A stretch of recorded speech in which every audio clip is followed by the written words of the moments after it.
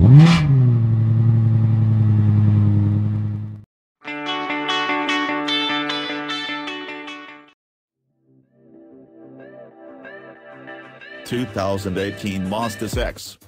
The 2018 Mazda 6 isn't just a styling tweak and a bigger engine.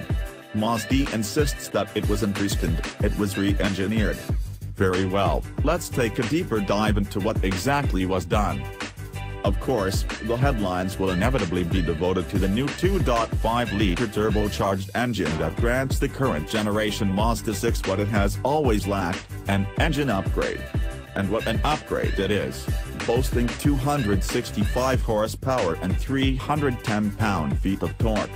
That latter number, as we can figure, will make the Mazda 6 the most torque-rich front-wheel drive car on the market. Only the front-drive Mazda CX-9 and Lincoln MKX, Nautilus matches or betters it. However, that engine and its relatively prodigious torque do bring up some questions. First, how will it not have catastrophic torque steer? Though changes were made to the suspension and steering for 2018, mostly to increase refinement and reduce NVH, see below, they also serve to quell torque steer. However, according to Mazda engineers Chen and Yoshiaki Yamane, the 2.5 liters torque delivery was carefully tuned to gradually and smoothly build. The goal was to create a sophisticated and accurate power delivery as opposed to a more energetic one. This is not the rebirth of the Mazda Speed 6. Was it successful? Well, we'll have to wait to drive the car to really find out, though recent efforts to reduce torque steer without all-wheel drive have certainly cleaned things up from the bad old Saab 9.3 Viggen days. The other question you might have is, why no manual with a turbo?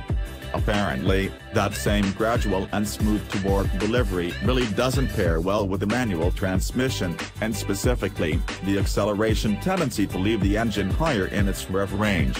Mazda's existing manual, even one paired to a diesel engine, just wasn't intended to handle the 2.5 turbos added torque and its specific torque delivery. According to Chen and Yamane, it wouldn't deliver the superior and more refined drivability Mazda is trying to achieve. Let's also not ignore that the minuscule take rate probably wouldn't have made it worth Mazda's while. Yet, moving beyond the new engine and rather difficult to spot exterior changes, the most significant improvement for the 2018 Mazda 6 is the reduction in noise, vibration and harshness. This was achieved with a thicker floor plan, a flat underbody tray, additional door seals, more robust NVH countermeasures in the doors, and the aforementioned chassis changes. It's actually similar to what was done for the all-new Mazda CX-5, see the related video below for everything that was done there, and if it's indeed similar to that car, the new 6 should be very quiet. Other NVH countermeasures were made for the revised naturally aspirated 2.5-liter four-cylinder, specifically because of its distinctive cylinder deactivation system. One, since we were wondering, is the choice to shut down the outboard cylinders. Keeping the inboard ones engaged limits the amount of lateral motion and therefore vibration that would otherwise be created. There are also changes to the interior to help further Mazda's efforts to move into a more premium space, though, like the exterior, we can't say it's easy to spot the visual differences.